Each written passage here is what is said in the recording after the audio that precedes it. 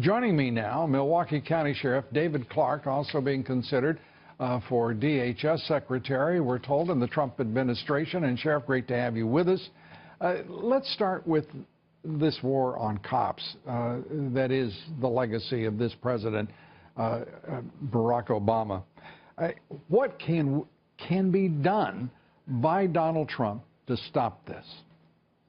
Well, there are a number of things. First of all, he can reinstate the 1033 program, which allows law enforcement agencies to obtain surplus equipment to keep officers safe, ballistic shields, ballistic vests, armored vehicles, that sort of thing that we need for some of these very dangerous situations. The other thing that he can do, and he's done it already, is name an attorney general who's going to see the local law enforcement officer as an ally in the pursuit of justice instead of being seen as an adversary as we have been under the last two attorneys general.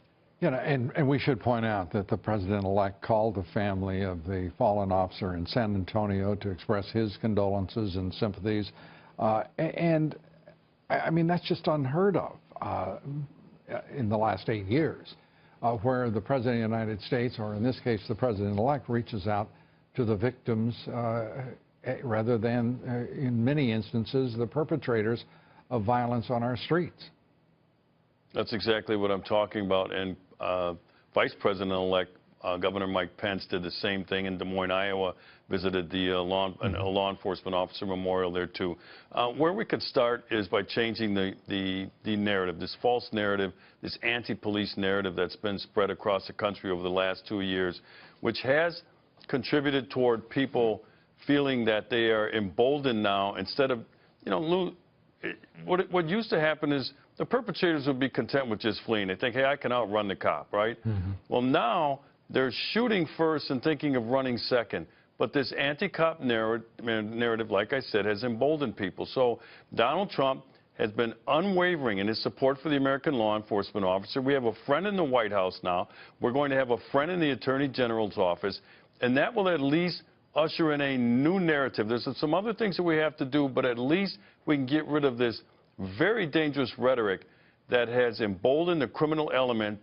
Assaults against law enforcement officers are up across the country. Ambush attacks are up 142%.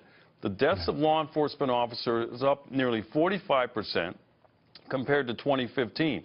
Those are troubling statistics that Donald Trump understands, and Senator Jeff Sessions does as well. It's going to take strong leadership and a real vision on the part of our a real strong vision on the part of our president as well, to change the culture, to change attitudes, and, as you suggest, to change the expectations and the tolerances of our society. More than 700 people shot dead in Chicago, for crying out loud, and Rahm Emanuel is talking about preserving sanctuary city status for illegal immigrants. I mean, this is madness, what we're witnessing. It's insane.